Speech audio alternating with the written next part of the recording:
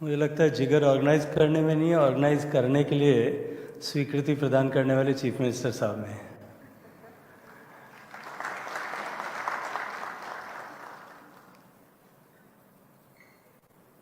देश के पहले अखिल भारतीय राज्यों के पानी के विषय में, पानी के डिफरेंट एस्पेक्ट्स पर काम करने वाले मंत्रियों के इस सम्मेलन में, जिसे हमने वाटर विजन 2047 ऐसा नाम दिया है, उद्घाटन के सत्र में मंच पर आसीन मध्य प्रदेश के माननीय मुख्यमंत्री और जिनके नेतृत्व में पिछले लगभग पौने 2 दशक के कालखंड में मध्य प्रदेश ने सिंचाई और कृषि के क्षेत्र में अभूतपूर्व प्रगति की है,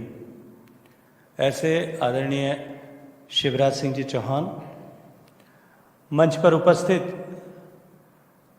इसी मध्य प्रदेश की धरती के जाए मंत्रिमंडल के मेरे साथी आदरणीय श्री प्रहलाद सिंह पटेल जी, मध्य प्रदेश सरकार में जल संसाधन मंत्री के नाते अपनी भूमिका का निर्वहन कर रहे आदरणीय श्री तुलसी सिंह सिलावट जी, विभाग में सचिव आदरणीय श्री पंकज कुमार जी, आदरणीय अविनी महाजन जी, इस सभागार में उपस्थित सभी राज्यों से आए हुए माननीय मंत्रीगण, भारत सरकार और राज्यों की सरकारों के सभी अधिकारीगण, मैं इस वाटर विजन 2047 का मेजबान होने के नाते आप सबका स्वागत करता हूं, आप सबका अभिनंदन करता हूं, आप सबका आभार ज्ञापित करता हूं कि इतनी सर्दी में आप सब लोग देश के दूरस्थ क्षेत्रों से आज इस 2 दिन के सम्मेलन में यहाँ उपस्थित हुए हैं। मैं अपनी बात कहूँ उससे पहले मैं माननीय मुख्यमंत्री मध्य प्रदेश सरकार और उनकी सारी टीम का भी आभार ज्ञापित करना चाहता हूं कि जब हमने इस विषय पर चर्चा करना प्रारंभ किया था तो माननीय मुख्यमंत्री जी ने आगे बढ़कर भोपाल में इस कार्यक्रम को आयोजित करने का न केवल न्योता प्रदान किया, अपितु इस कार्यक्रम के आयोजन की सारी जिम्मेदारी अपने कंधों पर उठाई है। तो निश्चित रूप से इस बात का परिचायक है कि पानी को लेकर के उनके मन में कितनी बड़ी संकल्पना भी है और कमिटमेंट भी है। शायद ये सुखद संयोग ही है और मेरा यह कहना इस बात से और भी अधिक परिपुष्ट होता है कि पिछले 10 दिन के कालखंड में मैं दूसरी बार मध्य प्रदेश में पानी के विषय पर हो रहे कार्यक्रम में उपस्थित हुआ हूं। पिछले महीने की 27, 28 और 29 तारीख को सुजलाम नाम से हो रही एक देश भर में चल रहे पानी के विषय पर काम करने वाले लोगों की विभिन्न संगोष्ठियों में, जिसका समापन मध्य प्रदेश में पिछले महीने में 27, 28, 29 तारीख को हुआ, जहां देश भर के पानी में काम करने वाले विभिन्न एनजीओज, इंडिविजुअल्स और इसके अतिरिक्त भी सब्जेक्ट मैटर एक्सपर्ट्स ने एकत्रित आकर के इन्हीं विषयों पर विचार विमर्श किया था। माननीय प्रधानमंत्री जी ने अभी जिस तरह की संकल्पना हम सबके सामने दी है, उस संकल्पना में जो उन्होंने जन सहभागिता के विषय पर बल दिया,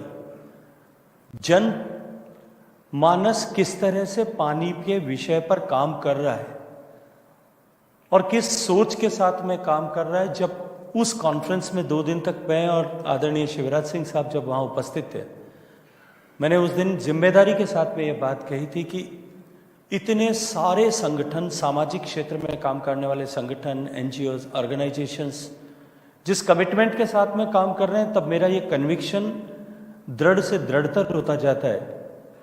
कि हमारा देश आने वाले समय में माननीय प्रधानमंत्री जी के नेतृत्व में जल सुरक्षित देश ऐसा होगा। मित्रों, माननीय हम सब सौभाग्यशाली हैं कि पानी और स्वच्छता के क्षेत्र में विश्व भर में भारत के नाम को और भारत के प्रति सम्मान को एक नई ऊंचाई प्रदान करने वाले हम सब के नेता, हम सब के मार्गदर्शक आदरणीय प्रधानमंत्री जी का मार्गदर्शन अभी हमें मिला। माननीय प्रधानमंत्री जी ने जिस तरह से पानी के सभी पक्षों, भविष्य में आने वाली चुनौतियों और उन चुनौतियों के समाधान की दिशा में जिस दृष्टि से हमें काम करने की आवश्यकता, उस पर विस्तार से हम सबके सामने विषय रखा। मैं मानता हूं कि उनके उस उद्बोधन के बाद शायद इस संगोष्ठी में किसी भी तरह के ट्रेंड सेटिंग और उसके ऊपर चर्चा करने की भी आवश्यकता शेष नहीं रही है। लेकिन क्योंकि औपचारिकता है, मुझे कहा गया है कि मुझे अपनी तरफ से कुछ बात करनी है। मैं आप सबका स्वागत करते हुए, आप सबका एक बार फिर आभार ज्ञापित करते हुए कुछ विषय आप सबके सामने रखना चाहता हूं। मित्रों, हम सब जानते हैं कि यह भारत दुनिया की सबसे तेजी से बढ़ती हुई अर्थव्यवस्था है। माननीय प्रधानमंत्री जी के नेतृत्व में कोविड के आघात के बाद में जहां विश्व की सारी अर्थव्यवस्थाएं चौंकी और सहमी हुई थी, हमने न केवल सबसे तेज गति से रिकवर किया, अपितु वापस जिस गति से हम प्री कोविड पोजीशन में जिस गति से बढ़ रहे थे, उस गति को रीएस्टैब्लिश करके उस बेंचमार्क को भी पार करने में सफलता प्राप्त की। आज पूरा विश्व इस बात को स्वीकार करता है, विश्व की सभी संस्थाएं इस बात को स्वीकार करती हैं कि आने वाले कुछ ही वर्षों में जो दुनिया के आर्थिक जगत सबको दिया है, अतः ऐसी परिस्थिति में हम सबको आने वाले समय में हमारे देश में बढ़ने वाली पानी की आवश्यकता और आपूर्ति के विषय में एक मैक्रो लेवल पर एक समग्रता के साथ में विचार और मंथन करने की आवश्यकता थी। जो पानी की उपलब्धता पिछले 50 वर्षों से थी, माननीय सचिव महोदय ने अपने उद्बोधन में अभी जिस बात की चर्चा की कि जो 4000 बिलियन क्यूबिक मीटर पानी हम सबको उपलब्ध होता है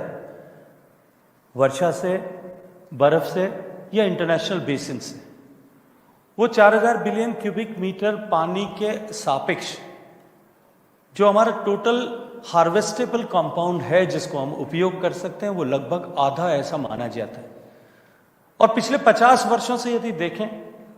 क्लाइमेट चेंज के इंपैक्ट के बावजूद भी कुल आपूर्ति जो है लगभग समान बनी हुई, लेकिन क्लाइमेट चेंज के प्रभाव और दुष्प्रभाव जो आज हमें अपने दरवाजे पर दिखाई देते हैं, उसके चलते हुए रेनफॉल पैटर्न्स चेंज हुए हैं, स्कैंटी रेनफॉल्स हुई हैं, इरेटिक रेनफॉल्स हुई हैं। उसके चलते हुए पानी के संग्रहण और हार्वेस्टेबल कंपोनेंट पर निगेटिवली इंपैक्ट हुआ है और आगे आने वाले समय में और भी अधिक होने वाला है। दुनिया भर की आबादी के 18% हमारे पास आबादी है, उसके सापेक्ष केवल 4% स्वच्छ जल संसाधन हमें प्रकृति से मिले। और आने वाले समय में जिस तरह की चुनौतियां हमें दिखाई दे रही है, क्योंकि सब तेजी से बढ़ती हुई अर्बनाइजेशन जिसकी चर्चा अभी माननीय प्रधानमंत्री जी ने की, अर्बनाइजेशन के साथ साथ में जो पानी की डिमांड और अर्बनाइजेशन का काउंटर प्रोडक्टिविटी के उसके कारण से बढ़ने वाली जन संसाधनों के प्रदूषण की चुनौती, इन दोनों को देखते हुए हमें समग्र रूप से प्रबंधन की आवश्यकता है। अभी सचिव महोदय जब अपनी बात कह रहे थे तो उन्होंने कहा कि जिस तरह से पिछले 50 वर्षों में पर कैपिटा पानी की अवेलेबिलिटी कम हुई है और वो 5000 क्यूबिक मीटर से घट करके 1500 क्यूबिक मीटर्स के आसपास में आई है, और आने वाले समय में 2047 तक यदि हम कल्पना करें तो ये घट करके शायद 1200 क्यूबिक मीटर से भी नीचे चली जाने वाली। और ऐसी परिस्थिति निश्चित रूप से हम सबके लिए एक चुनौतीपूर्ण अवस्था खड़ी करने वाली। हम सब लोग मिलकर के इन विषयों पर चर्चा करें, किस तरह से समग्र रूप से इन विषयों का समाधान हम कर सकते हैं, इसके ऊपर विचार विमर्श करें। जो पानी की उपलब्धता, यदि जिस तरह से मैंने कहा कि कुल हार्वेस्टेबल कंपोनेंट के अगेंस्ट जितना हम यूटिलाइज कर पाते हैं, वो कंपोनेंट भी लगभग 1100 बिलियन क्यूबिक मीटर से कुछ ज्यादा होता है। आज की जो वर्तमान में हमारी आवश्यकता है और जितने पानी का हम उपभोग कर रहे हैं, वो 700 BCM के आसपास है। इस 700 BCM में 450 बिलियन क्यूबिक मीटर्स हम अपने विभिन्न जल स्रोतों के माध्यम से, जो चाहे बड़े बांध होंगे, रिजर्वायर्स होंगे, छोटे माइक्रो इरिगेशन के लिए बने हुए पॉन्ड्स होंगे, उन सब के माध्यम से, और लगभग 250 बिलियन क्यूबिक मीटर्स हमारे भूगर्भ के जल स्रोतों से हम दोहन करते हैं। हम सब जानते हैं कि जिस तरह से भूगर्भ के जल पर हमारी निर्भरता है और उस निर्भरता के कारण से अति दोहन और अति दोहन के कारण से बढ़ती हुई चुनौतियों के कारण से जिस तरह की परिस्थितियां हम सबके सामने खड़ी हुई हैं, हमारी स्टोरेज कैपेसिटी की लिमिटेशन, देश के सबसे बड़े बांध से लेकर के सबसे छोटी जल संरचना जिसकी आप कल्पना कर सकते हैं, उन सबको भी यदि जोड़े तो 260 बिलियन क्यूबिक मीटर, जो टोटल हार्वेस्टेबल कंपोनेंट का लगभग 10-12% होता है, 12% के आसपास उतना ही हम जल संरक्षित कर पाते हैं। और उसका भी लगभग 70% देश के 143 बड़े बांध हैं उनमें संरक्षित करते हैं। इसके चलते आज जिस तरह की चुनौती हमारे सामने है, यदि मैं मोटे तौर पर देखूं देश के परिप्रेक्ष्य में, तो हमारे पास 1143 बिलियन क्यूबिक मीटर पानी उपलब्ध है और 700 बिलियन क्यूबिक मीटर्स का लगभग हम उपभोग कर रहे हैं। लेकिन मोटे पिक्चर में ऐसा दिखाई दे सकता है कि हम जो है हमारे पास में पर्याप्त जल उपलब्ध है, लेकिन जिस तरह से जियो स्पेशियल वेरिएशन देश में है, बड़ा देश होने के नाते जिस तरह के अलग अलग तरह की भौगोलिक परिस्थितियां हैं, एक तरफ उत्तर पूर्व का भारत है जहां 11,000 मिलीमीटर के आसपास बरसात होती है, वहीं दूसरी तरफ मैं जिस क्षेत्र से आता हूं वहां 100 जो है मिलीमीटर तक ही बरसात, 100-150 मिलीमीटर बरसात भी बड़ी मुश्किल से हो पाती है। इसलिए चुनौतियां आज भी हमारे सामने और आने वाले समय में ये चुनौतियां और भी बढ़ने वाली। और अगर 2047 के परिप्रेक्ष्य में यदि मैं देखूं कि 2047 पर जिस तरह से हमारी इकोनॉमी ग्रोथ करेगी, जिस तरह से अर्बनाइजेशन बढ़ेगा, जिस तरह से पॉपुलेशन बढ़ेगी, और जो पानी 50 साल से उपलब्ध हो रहा है, अगर क्लाइमेट चेंज के इंपैक्ट के बावजूद भी निर्बाध रूप से उतना ही मिलता रहा, तो भी हमारी आपूर्ति, जो हमारी कुल जल की उपलब्धता विज़ जितना पानी हम उपभोग करेंगे 2047 तक, हमारी जो आवश्यकता होगी, we are going to, our requirement is going to surpass the availability of water. और यही वो विषय था जिसने माननीय प्रधानमंत्री जी की प्रेरणा से, जब मैं उन्हें इस बात की चर्चा की कि हम सब लोग बैठे हैं, हम सब लोग साथ बैठ करके समग्र रूप से इस विषय पर चर्चा करें कि 2047 तक, क्योंकि जल राज्यों का विषय और राज्यों का विषय होने के नाते राज्यों की इस विषयों को लेकर के किस तरह की प्रिपेयर्डनेस है, क्या विजन है, क्या दृष्टि है, कैसे आने वाले समय में राज्य की आवश्यकताओं की आपूर्ति के लिए हम सब लोग किस तैयारी के साथ में काम कर रहे हैं। अगर मोटे तौर पर देखा जाए तो आजादी के बाद से देश में इस तरह की परंपरा रही है कि हमने केवल वर्तमान की आवश्यकताओं की आपूर्ति, कंटिजेंसी प्लानिंग, आज किस तरह की आवश्यकता है उसकी आपूर्ति को लेकर के ही सरकारों ने काम किया। लेकिन अब समय आ गया है कि जब हमारा देश एक विकसित देश बनने की दिशा में आगे बढ़ रहा है, तब हम 2047 तक की कम से कम अपनी आवश्यकताओं की आपूर्ति की चिंता आज से करना प्रारंभ करें। राज्य भी कुल मिलाकर के जिस तरह से देश का पूरा अनुमान है, उसके दृष्टिकोण से राज्य का इंडिविजुअली उनके पास कितना जल संसाधन आज उपलब्ध है, 2047 में अनुमान तक कितनी होगी, उनकी आवश्यकता किस क्षेत्र में कितनी होगी, क्योंकि देश में राज्य भी इतने बड़े बड़े राज्य हैं, मध्य प्रदेश जैसा प्रदेश, राजस्थान जैसा बड़ा प्रदेश, उत्तर प्रदेश जैसा बड़ा प्रदेश, जिन प्रदेशों के साथ में अलग अलग तरह के भौगोलिक क्षेत्र वहां हैं, वहां पे वो किस तरह से उन जल की आपूर्ति पर काम करेंगे। इन सब विषयों पर विचार मंथन करने के लिए हम सबको न केवल साथ बैठने की आवश्यकता थी, अपितु बार बार साथ बैठने की भी आवश्यकता है, ऐसी माननीय प्रधानमंत्री जी ने महसूस की। और हम सौभाग्यशाली हैं कि आज हम सब लोग एक साथ यहां बैठकर इस विषय पर विचार विमर्श करने के लिए इस 2 दिवसीय कार्यशाला में एकत्रित आए। मित्रों, माननीय प्रधानमंत्री जी ने अभी जिन विषयों का उल्लेख किया, वाटर यूज एफिकेसी की उन्होंने चर्चा की। निश्चित रूप से जिन संसाधनों, आज पानी पर काम करने के लिए जो पहली आवश्यकता है कि हम अपने संसाधनों को पहचानें। मुझे स्मरण आता है जब 2019 में मुझे माननीय प्रधानमंत्री जी ने इस एकीकृत मंत्रालय में काम करने का अवसर प्रदान किया था। भारत की सरकार के पास में कुल संसाधन देश भर में कितने हैं, कितनी वाटर बॉडीज हैं, कितने बांध हैं, उन बांधों की संख्या का भी स्पष्ट आकलन नहीं था। न हमारे पास में जो रिसोर्सेज हैं, हम उन रिसोर्सेज को, कि हमारे भूगर्भ के जल और सरफेस वाटर के रिसोर्सेज क्या हैं, उनका स्पष्ट लेखा जोखा नहीं था। उस दिशा में निश्चित रूप से राज्यों के सहयोग से हमने अभूतपूर्व प्रगति प्राप्त की है और हमने एक वाटर प्लेटफॉर्म, एक इंटरनेट प्लेटफॉर्म इस तरह का बनाने की दिशा में आगे कदम बढ़ाएं कि जहां हम अपने रिसोर्सेज को जान सकें, पहचान सकें, आने वाले समय को लेकर उनकी प्लानिंग कर सकें। और उसके बाद जब हम अपने रिसोर्सेज को जान पाएंगे तो वाटर यूज एफिकेसी और better management of water resource की दिशा में हम सब लोग काम कर सकेंगे। माननीय प्रधानमंत्री जी ने अभी विस्तार से इस विषय में चर्चा की है, आने वाले समय में इस पर और भी विस्तार से चर्चा होगी। लेकिन जिस तरह से पानी की आवश्यकता हमें पड़ती है, और भारत जैसे बड़े देश में, जिस इतनी बड़ी आबादी वाले देश में, जहां भोजन की आवश्यकताएं भी निरंतर परिवर्तित हो रही, बढ़ती हुई इकोनॉमी के साथ में जिस तरह से फूड को कैलकुलेट करने का पैरामीटर बदल रहा है। जहां आज से पहले पूरे विश्व भर में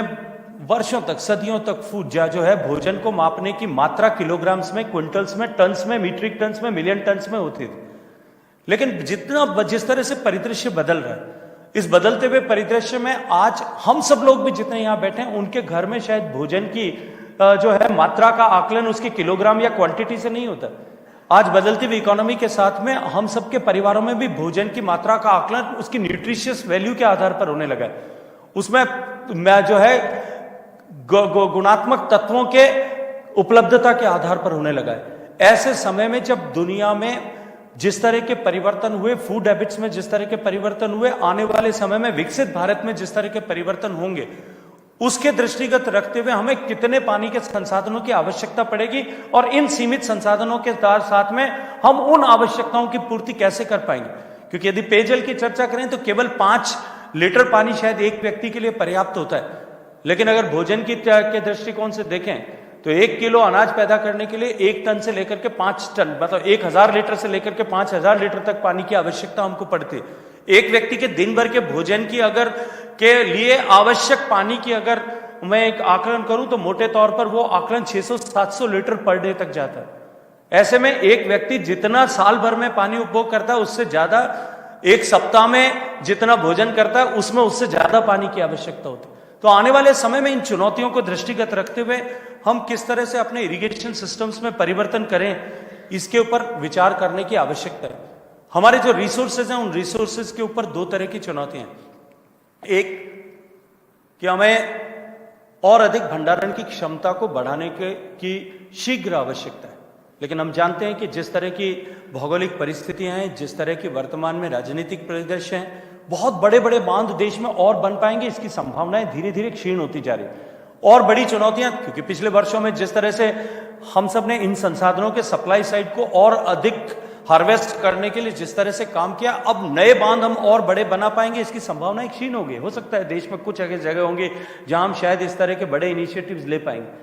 लेकिन पानी के जो है स्टोरेज पर हमें काम करना है। उसके लिए 2 तरह से काम किया जा सकता है। एक कि हम छोटे छोटे वाटर स्टोरेज पर पर काम करने को किस तरह फोकस करें। माननीय प्रधानमंत्री जी ने अमृत सरोवर की कल्पना की। अभी माननीय प्रधानमंत्री जी ने खुद कहा कि 25,000 अमृत सरोवर बने और देश भर में इस दिशा में और हम इसे नए आयाम किस तरह से दे सकते हैं। लेकिन उसके साथ साथ में भूगर्भ के जल की पुनर्भरण, जो देश का सबसे बड़ा रिजर्वायर है, जो देश की सबसे बड़ी जल संधारण की क्षमता रखता है और जिस पर हमारी सबसे बड़ी निर्भरता है, उस दिशा में भी हमें और अधिक गति से काम करने की आवश्यकता है। हालांकि मुझे प्रसन्नता है कि पिछले वर्षों में हमने जिस तरह से इस दिशा में प्रयास किए हैं और इस प्रयासों को लेकर के जिस तरह से अवेयरनेस बढ़ी है, उस अवेयरनेस के चलते देश में जिस तरह से राज्यों की सरकारों ने एफर्ट्स किए हैं, चाहे मध्य प्रदेश की सरकार ने किए होंगे, गुजरात में माननीय मुख्यमंत्री के नाते आदरणीय प्रधानमंत्री जी ने सुजलाम सुफलाम योजना चलाई होगी, राजस्थान में मुख्यमंत्री जल स्वावलंबन योजना चली होगी, आंध्र प्रदेश में नीरू चेट्टू चली होगी, बिहार में जो है जल जीवन हरियाली मिशन चला होगा, अन्य प्रदेशों ने भी, मध्य महाराष्ट्र ने जलयुक्त शिविर किया होगा, अन्य सभी प्रदेशों ने जिस तरह के इनिशिएटिव्स लिए। माननीय प्रधानमंत्री जी ने जल शक्ति अभियान की संकल्पना जिस तरह से देश को दी, पिछले 3-4 साल से जिस प्रकार उस पर काम हुआ है, विभिन्न सामाजिक संस्थाओं ने, एनजीओज ने, सेलिब्रिटीज ने, इंडिविजुअल्स ने, पंचायतों ने जिस तरह से इस सब पे काम किया है, उसका परिणाम हम सबको दिखाई देने लगा है। अभी जो हाल ही में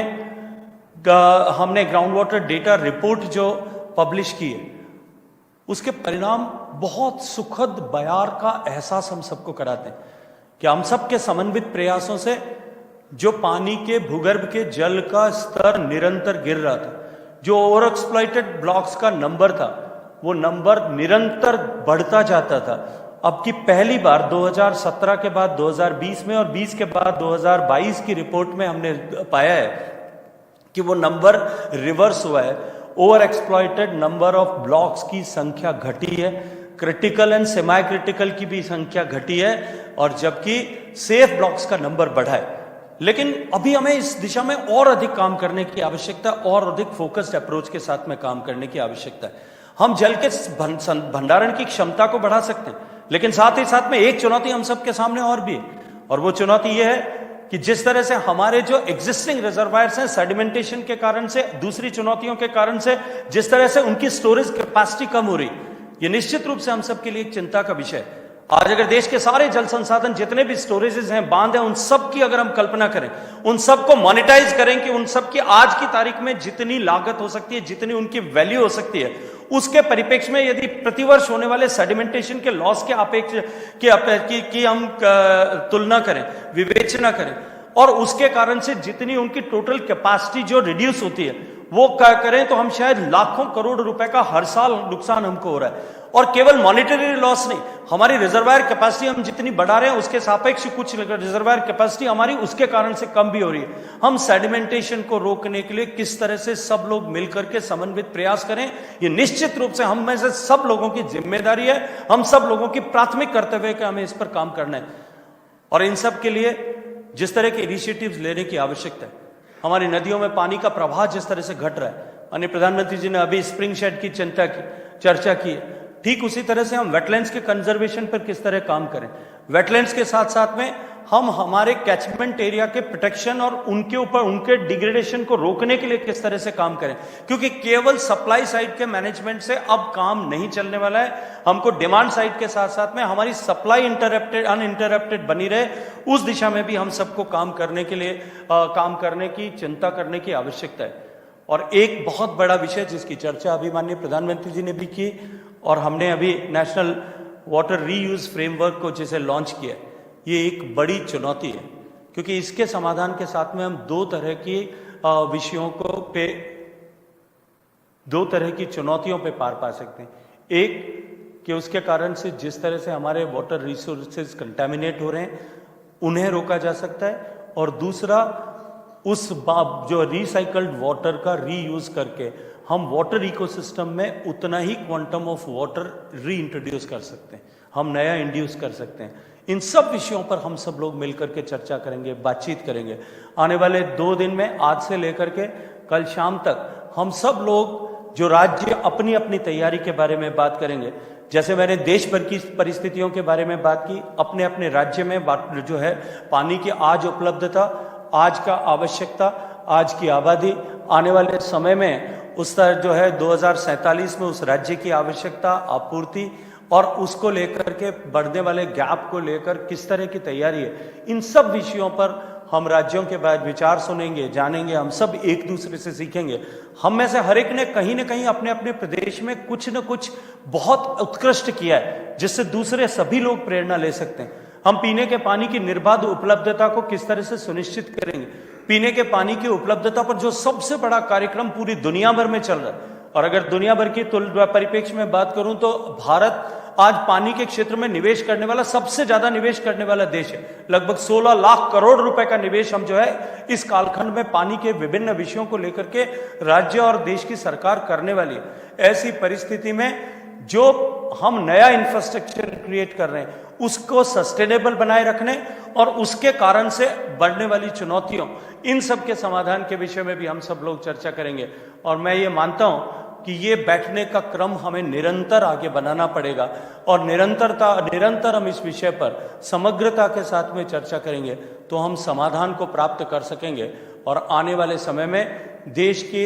विकास और बढ़ती हुई अर्थव्यवस्था के बीच में पानी की निर्बाध उपलब्धता चुनौती न बने, इसको हम इंश्योर कर सकेंगे। आप सबको बहुत सारी शुभकामनाओं के साथ एक बार फिर मध्य प्रदेश के माननीय मुख्यमंत्री जी और इनकी सारी टीम को मैं धन्यवाद देना चाहता हूं, बधाई देना चाहता हूं, अभिनंदन करना चाहता हूं, और आप सबका स्वागत करना चाहता हूं भोपाल के इस ऐतिहासिक शहर में, राजा भोज की इस नगरी में, रानी दुर्गावती की इस ऐतिहासिक नगरी में, और इस ऐतिहासिक सभागार में हम सब लोग पानी के शहर में पानी पर चर्चा करने के लिए एकत्रित हुए। आप सबका स्वागत, आप सबका अभिनंदन। जय हिंद।